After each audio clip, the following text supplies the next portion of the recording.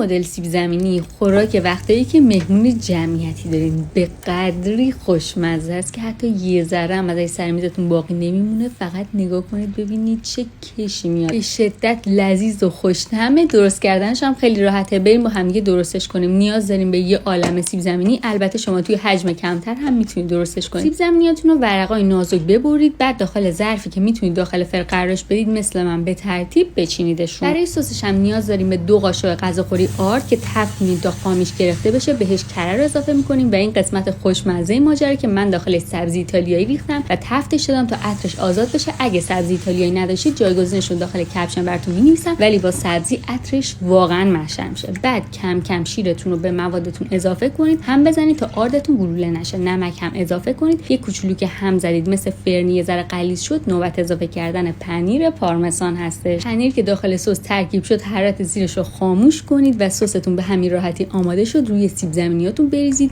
روش رو فویل بکشید و بذارید تقریبا 45 دقیقه داخل فر که به خوبی مغز پخت بشه. بعدش فویلا رو بردارید، روش یک لایه پر پنیر پیتزا، اگه دوست داشتید یک کوچولو فلفل دلمه‌ای ریز شده هم بریزید و اجازه بدید پنیرش آب بشه و سطح روش حسابی برشته بشه. پیشنهاد می‌کنم حتما امتحانش کنید. این گراتن سیب زمینی به شدت خوشخوراک و خوشمزه است. راستی ادویه سبزی ایتالیایی مرغوب هم میتونید با خیال راحت از پیج محصولات خودم سفارش بدید.